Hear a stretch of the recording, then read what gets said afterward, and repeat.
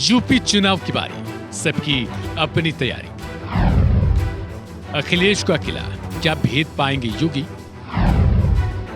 लोकसभा के आंकड़ों से बीजेपी को तो जीत उपयोगी। यूपी में 10 सीटों पर होने वाले उपचुनाव को लेकर राजनीति अब तेज हो गई है। मुख्यमंत्री योगी आदित्यनाथ से लेकर सपा अध्यक्ष अखिलेश यादव तक जीत के दावे खूब कर रहे हैं। कोई पीडीए की लड़ाई लड़ रहा है तो कोई समाज के अंतिम व्यक्ति तक की बात कर रहा है, लेकिन बैठकों के साथ ही अपने अपने कार्यकर्ताओं को जीत का मंत्र भी दिया जा रहा है। इस बार जहां 2027 का सेमीफाइनल माना जा रहा है, तो दूसरी ओर लोकसभा के बाद आईएनडीआईए गठबंधन हो या फिर नेशनल डेमोक्रेटिक यानी एनडीए अलायंस की साख दांव पर है। अगर लोकसभा की तरफ परिणाम दिखा तो यह बीजेपी के लिए बेहद बुरी खबर होगी, क्योंकि समाजवादी पार्टी ने तो इस बार रिकॉर्ड तोड़ सीटें हासिल की हैं 2024 के लोकसभा चुनाव में, और कई सालों बाद समाजवादी पार्टी का यूपी में अखिलेश के नेतृत्व में यह सबसे बेहतरीन प्रदर्शन दिखा। हालांकि विशेषज्ञों का मानना है कि लोकसभा के साथ ही और लोकसभा के बाद भी बीजेपी का कुनबा मजबूत नहीं हो सका है, यानी एनडीए कहीं न कहीं आईएनडीआईए से पिछड़ता दिख रहा है, क्योंकि सामाजिक समीकरण बीजेपी के पक्ष में नजर नहीं आ रहे।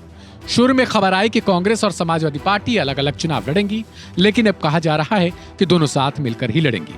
इससे बीजेपी को भयंकर नुकसान की भी आशंका जताई जा रही है। बीजेपी में अंतरकलह भले ही अभी शांत न हो, लेकिन ये दबी हुई जो भी अंतरकलह है वो आने वाले समय में एक बार फिर उभरेगी, इसका कोई भरोसा नहीं।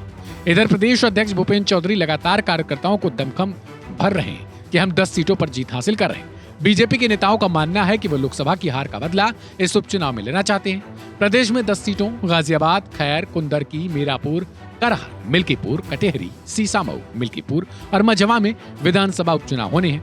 एनडीए और आईएनडीआईए के घटक दल के साथ ही बसपा भी इस बार 10 के लिए पूरा दम लगा रही है।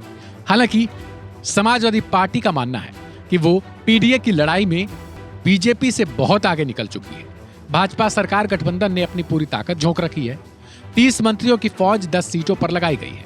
2-2 बार यह मंत्री जमीन परखकर शीर्ष चेहरों के सामने अपनी रिपोर्ट भी रख चुके हैं। सीएम योगी खुद विधानसभाओं में पहुंचकर बैठकों का सिलसिला शुरू कर चुके हैं। इधर समाजवादी पार्टी मुखिया अखिलेश यादव अब पहली बार किसी उपचुनाव की तैयारी में इतनी मशक्कत से लगे हैं। सभी 10 सीटों के पदाधिकारियों कार्यकर्ताओं के साथ उनकी बैठक हो चुकी है। इधर बसपा सुप्रीमो मायावती भी इस बार पूरी तरीके से सक्रिय भूमिका में है। आरक्षण के मुद्दों पर तो सक्रिय दिखाई दी।